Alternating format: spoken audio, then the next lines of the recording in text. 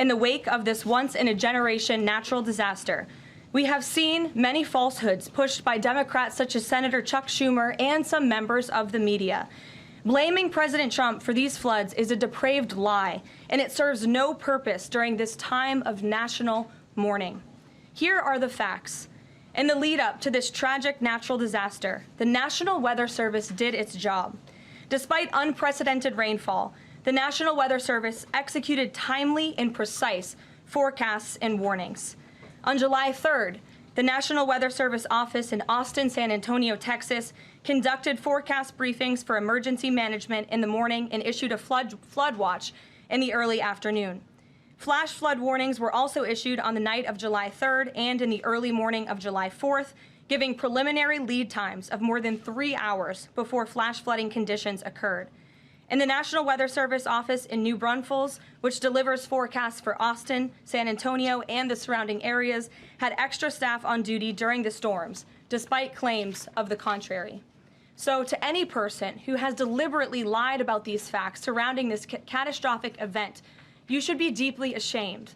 At this time, the administration's focus will be giving the victims and their communities the support they deserve during these recovery efforts in this tragic time.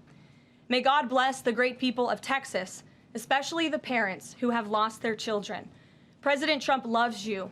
We are praying for you, and he will be traveling to see you later this week. Congressman Roy represents Kerr County, and he joins me now. Congressman, thanks for being with us. I've been watching you. We've texted throughout the weekend, saw you were there in your home district. Just absolute devastation. Our thoughts with everyone and our prayers with everyone in your district. We're in recovery mode now, Congressman, but some amazing things were done as well. And we should point that out. Some amazing rescues and humanitarian and neighborly efforts in Texas. Yeah, well, you've hit the nail on the head. I mean, look, this is a place that's very special to me and my family down there on the river where the reporter just was. You know, we would have been there on Friday for the Robert Earl Keen show, the 4th of July show in Kerrville every year, William Beckman, a bunch of others. That's where we go every year. We've been doing it for about a decade. This place is a special community. All of those camps, there are 18 camps up and down the river there. And you know why, because you know Texas.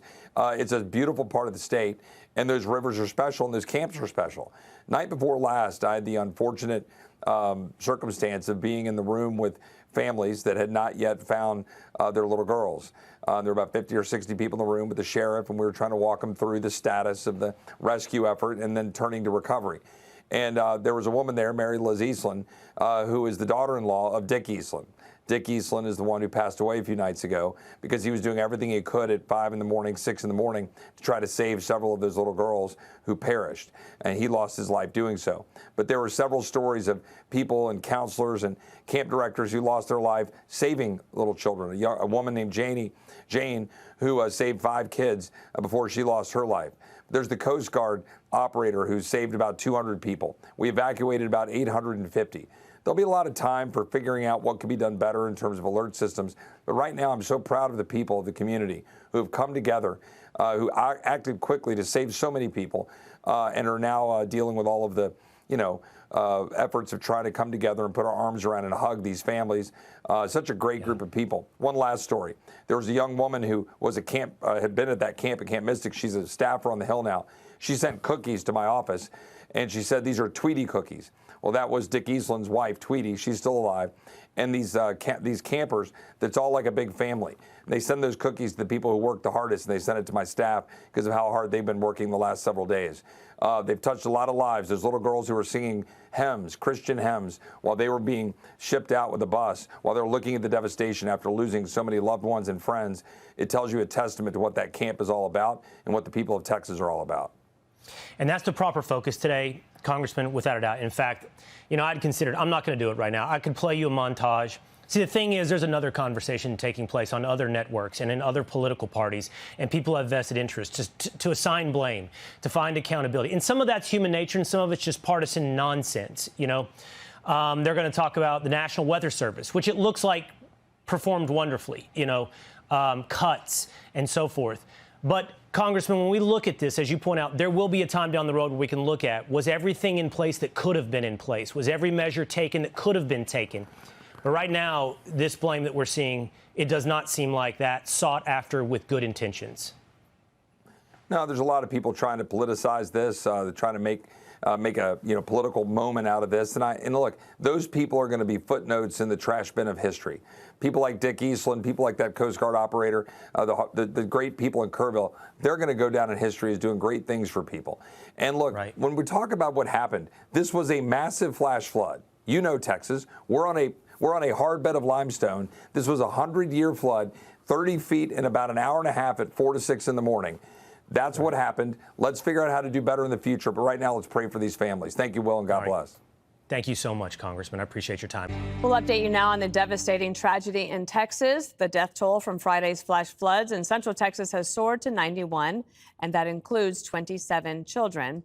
At least 40 people are still missing, among them 10 girls from Camp Mystic. That's the summer retreat now at the center of this heartbreaking disaster. We're going to get a quick hit from Mike Tobin. He is on the ground in Texas with an update. Hi, Mike. And Dana, we started the day with 24 unidentified adults and children. So know that throughout the day, families have been getting the news that their worst possible fears have been realized and their loved ones indeed have been lost. You've got some 400 searchers on foot, but you also have the National Guard helicopters. We have watched them going up and down the river throughout the day. We saw one Black Hawk helicopter come to our vantage point, get interested in something on the ground. They landed, the crew got out, inspected the ground. They determined it wasn't a victim. They climbed in and got back on board. But as far as the searches on the ground, we've got people from 20 different agencies who are just doing it old-fashioned. They're walking through the debris. In some cases, we see them get on their hands and knees in the mud, going underneath these down trees, hoping to find a victim and hoping against odds to find a survivor. Anticipate that the death toll will climb because of today's efforts. We knew we went into the day with 40 people who are still missing, and they're covering some 60 miles of rough terrain with a lot of debris. This will be a rough week. Primary search continues, and we remain hopeful every foot, every mile, every bend of the river. Our work continues. 850.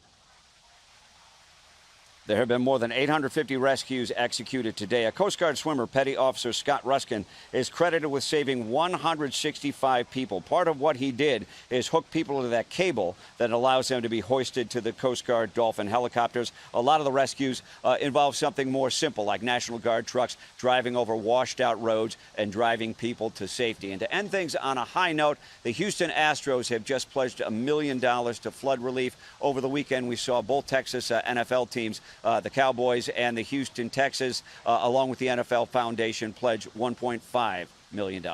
Dana? All right, Mike Tobin, thank you so much. Well, some Democrats, celebrities, and folks in the media wasted no time to blame President Trump's administration for this.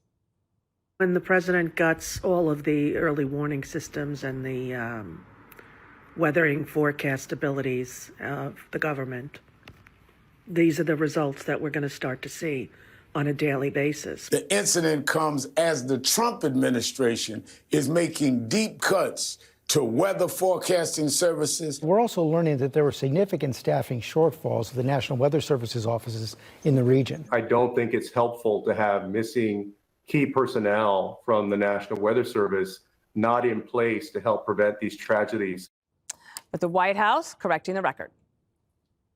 The National Weather Service provided early and consistent warnings. They gave out timely flash flood alerts. There were record-breaking lead times in the lead up to this catastrophe.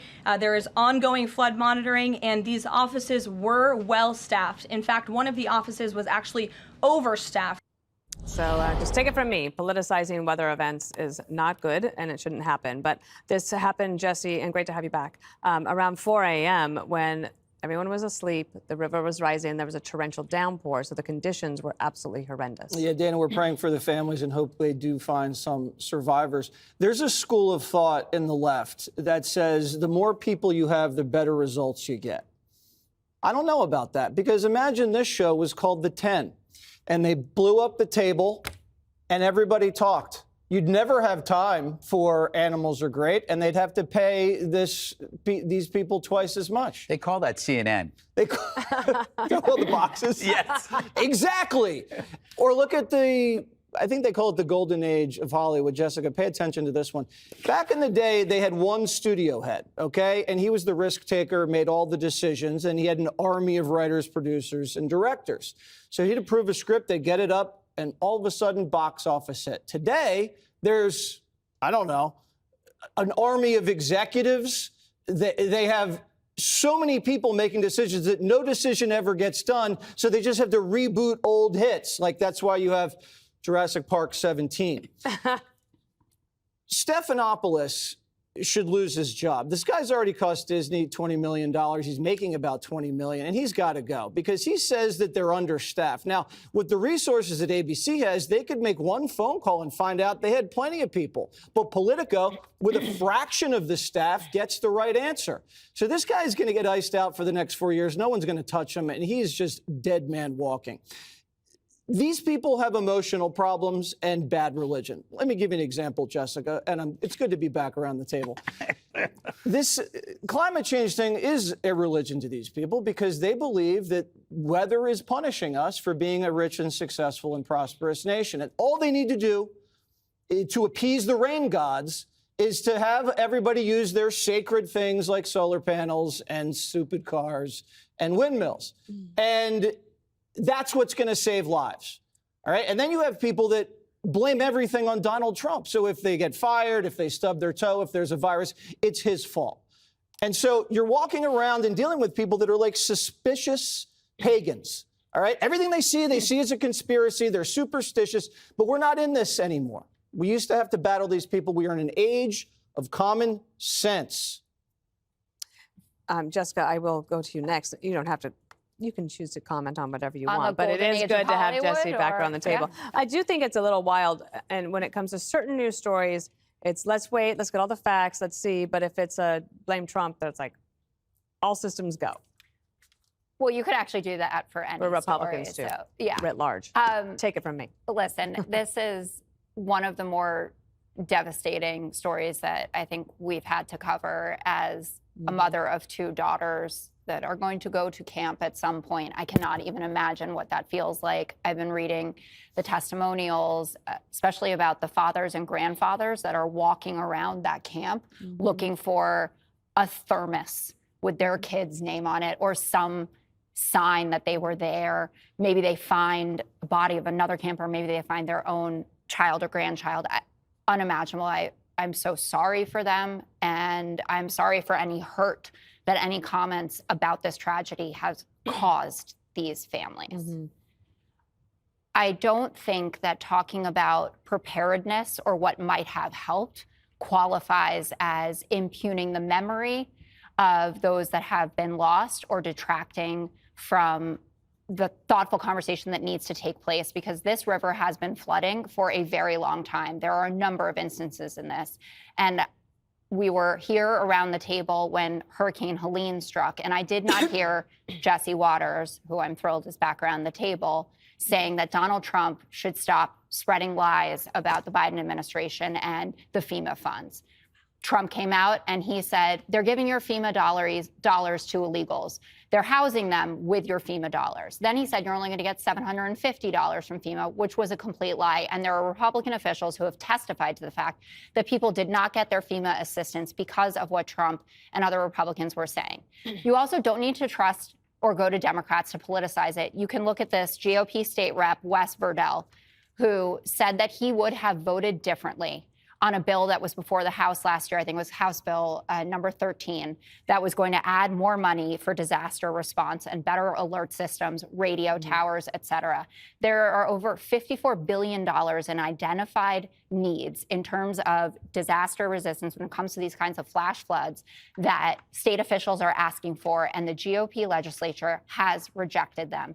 that is something that they can work on to move forward and hopefully avoid a tragedy like this again.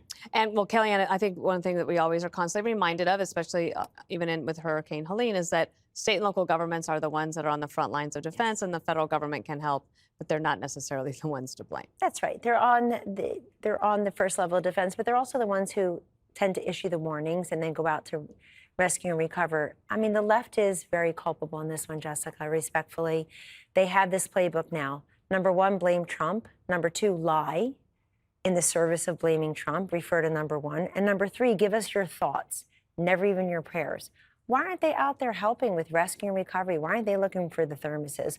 Why aren't they crediting and lifting up this hero who saved the lives of 168? Why isn't he a household name? Trump, Trump, Trump, and everything. And it turns out all of it's just a lie. Diana Bash, George Stephanopoulos, Al Sharpton, and other Democrats in the media, and other Democrats everywhere. Lying, climate change. People are talking about climate change from the comfy cockpits of their fossil fuel guzzling private aircraft, telling the rest of us what just went wrong, who's to blame, while people are still looking for loved ones. We didn't have this when I was growing up. Everybody got together. I think the modern Democratic Party, it's hysteria over compassion. It is Trump derangement syndrome, definitely, and it's confrontation over collaboration. And they let that go here. Last point, Trump's the one. He got in late September, early October, he went down to North Carolina after that tragedy. He and Melania went out to the fires right after he was sworn in. He goes where the crisis and the pain exist. And he tries to go when they won't be in the way of rescue and recovery. He goes to share people's pain and try to add some compassion, some federal resources. The Democratic Party is so hollowed out in their anger and their misery and their bitterness towards one man who's on a 2-week hot streak that they can't even express enough compassion to the loss of life, which includes, kids our own ages. Yeah, the young ones, all the way up to the counselors, and also the rescuer, Scott Ruskin is his name. He rescued 165 people. He's like, I'm 26 years old. I remember being a kid in this area, and he was like, I just tried to do the best I can. He is an absolute hero. Yeah, definitely. I was thinking about why there isn't enough disaster relief, and you look at the LA fires, and you realize that billions upon billions went to the climate agenda, not severe weather. Yep. And if you think the Biden scandal is bad, you wait until you find out about the climate models being fudged to get $1 trillion to make elites rich off a existentialist fantasy. Think about the opportunity cost of that and all the resources that weren't realized because of that. I stay off social media after horrible tragedies because that's when the ghouls come out. Weird shut-ins like Rosie O'Donnell. They pop up from the ground, they mutter things, and they go back down. You don't want that in your head. It's gross.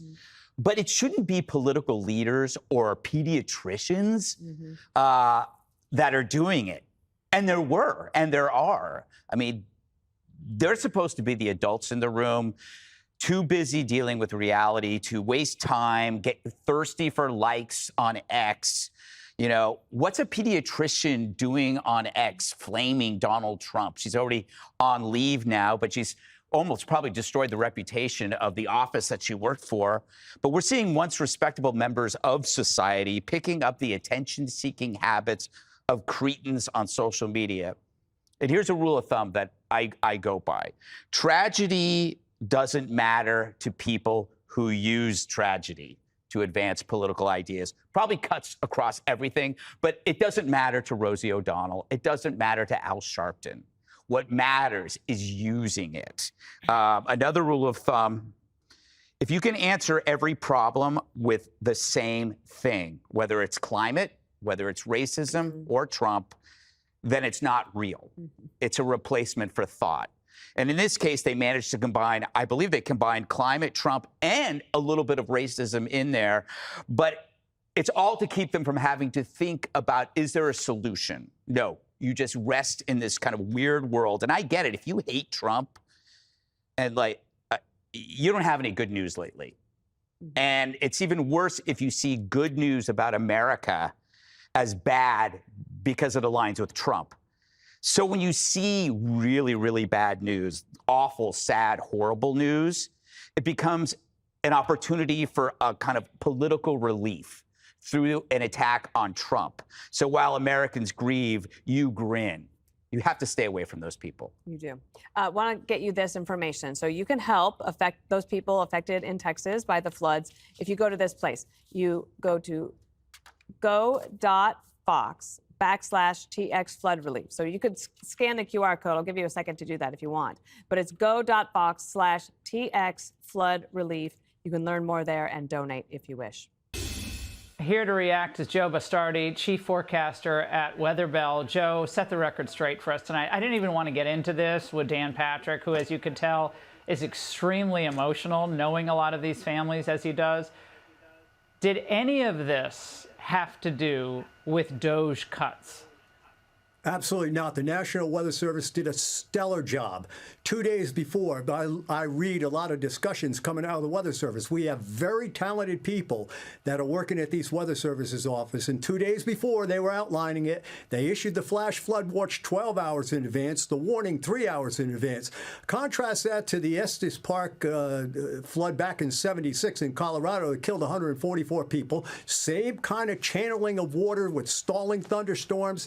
The first flood warning was not issued till 3 or 4 hours after the flood was going on. So that's absolutely, they were all ready for it. They understood their duty. And a lot of the guys that work in these Weather Service offices, they look at themselves the same way as people, that are in the Army, that they're trying to, help their country. And they did a great job with this, but how do you get that warning out at 1:30 or 2 in the morning? And you got to understand, folks, this area of Texas, from Del Rio to west of the Metroplex, is known as the Flash Flood Alley. Okay, Kerr County, 1987, July 16th, had the same thing. The Guadalupe River went out of control. Medina, Texas, a dying tropical storm, dumped 48 inches of rain. Then the next day went up to Shackelford County and dumped 30 inches of rain. Your daughter goes to A&M. I grew up down there. My dad went there. I can remember Tropical Storm Abby came in '64. The darn Brazos River was a mile wide. That's how fast the water comes up in Texas.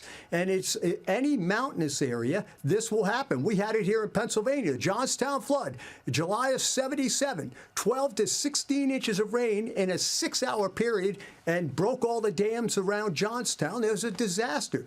This is part of what happens with the majesty of the atmosphere. It's capable of doing things, and you have a lot of people that don't understand that. They do not understand the power of the weather. There are a lot of things I look at the weather and say, I can't believe it's not even worse, because if you've seen some of the extremes, you'd understand that. Well, Joe, apparently Chuck Schumer wants an investigation into Well, good. What went on. If he gets an investigation, you'll see that there was a stellar job by the National Weather Service in this situation. So I don't know. Look, there's a lot of ignorance and arrogance with this. I mean, I see things today, for Chuck Schumer, I feel like Sebastian Maniscalco telling you, aren't you embarrassed by bringing this up like that right after this, especially when you don't know the facts? Well, whoever wants to do that. So, the one thing is, I think our Weather Service offices, and I've always been an advocate of public-private sharing of information, that kind of thing. I think our Weather Service offices are getting real sharp with these local events. They might miss some, but they didn't miss this one. But if you're asleep at 1:30 in the morning in a campground right next to a river, maybe it's kind of hard to be paying attention. I don't know. Joe, thank you very much. And I want everyone to join Fox's support of recovery efforts following these horrific floods in Texas. Your donation not only supports the Community Foundation of the Texas Hill Country's relief and rebuilding efforts, but you just go to visit go back to, I gotta read it, visit go.fox/TX flood relief, or just scan the QR code, guys, on your screen to support Kerr County Flood Relief Fund. And I'll post this on my Instagram. It'll be a lot easier to follow. Turning Point USA founder Charlie Kirk joins me now. Pretty despicable that the Democrats and the media together are doing this while bodies are still being discovered in this flood. Charlie, why did they do this?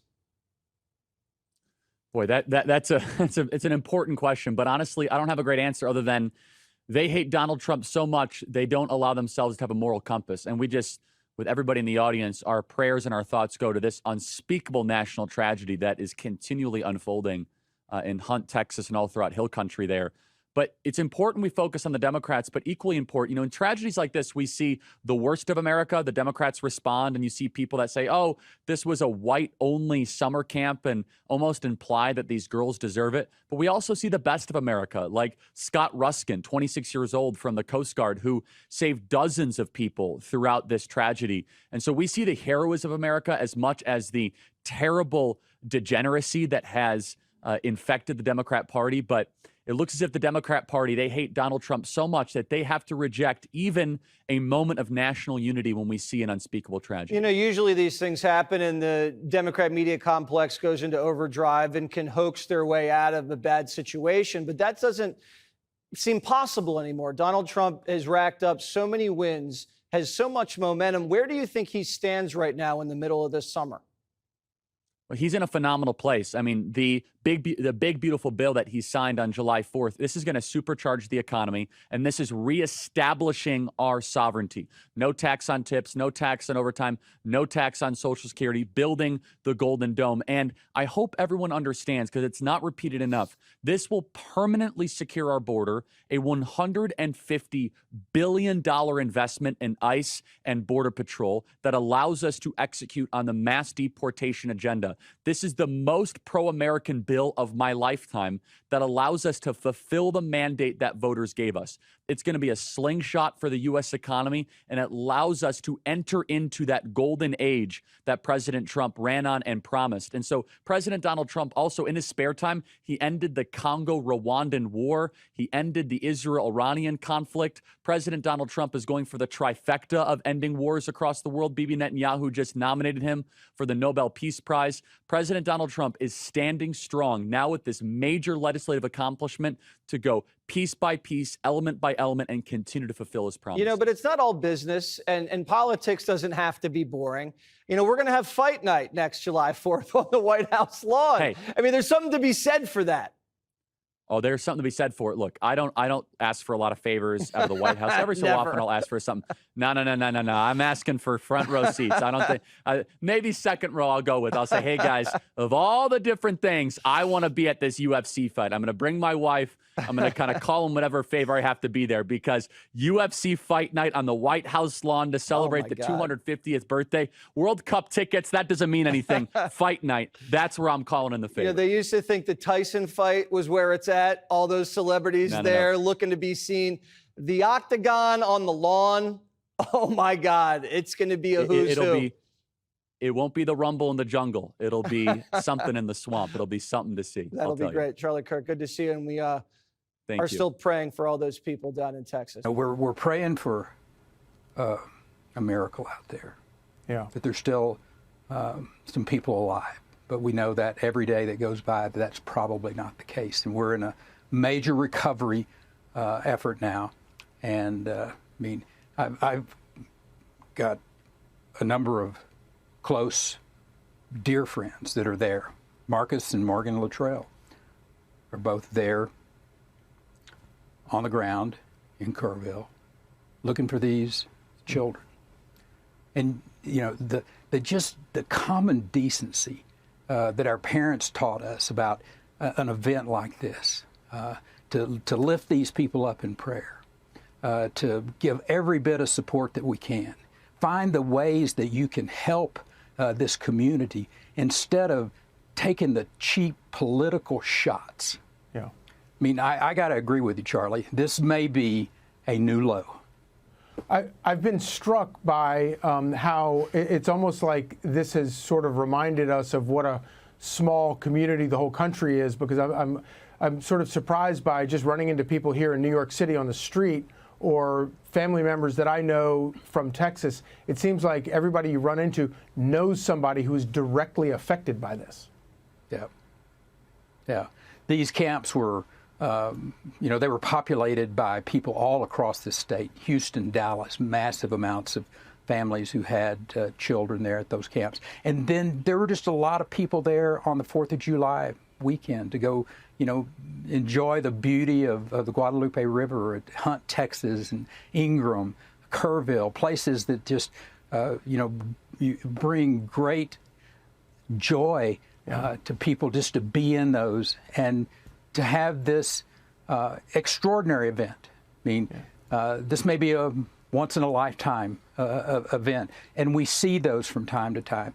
And to try to start, pointing fingers at this, there's plenty of time to look at this, to come up with, how can we do it better?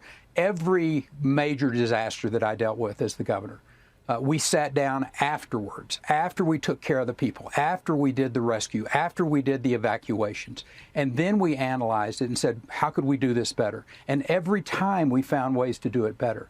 And that's what I would beg the people on the left who want to criticize Donald Trump or criticize Republicans or, find whatever the issue is that they want to go put their finger on and rush to that and make political points. Do you think that for all?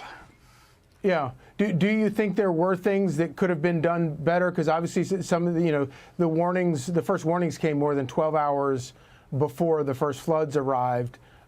Maybe there was a breakdown. It's obviously the camps didn't know about it. Is there anything that you can think of that should have been done better?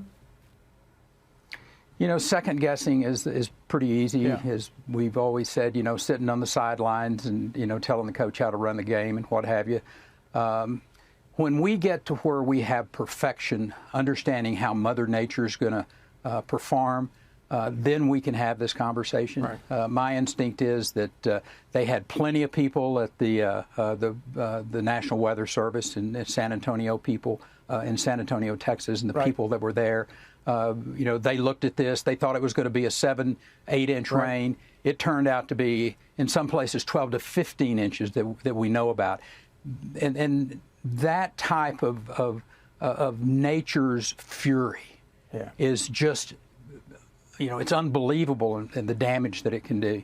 And there'll be plenty of time to, second guess this later on. But right now, these people need our prayers. They need our support. Whether you're treasure or whatever it is that you can give to the people in Central Texas. And there's going to be an extraordinary, mental health effort here going on as we go forward. So there's just, there's a lot of work to be done. Let's come together as a country and quit this finger pointing for a little bit of time anyway, and help these families deal with this issue. Well, Governor Perry, thank you so much for joining us, and God bless you and the people of your great state. Hey, Sean Hannity here. Hey, click here to subscribe to Fox News YouTube page and catch our hottest interviews and most compelling analysis. You will not get it anywhere else.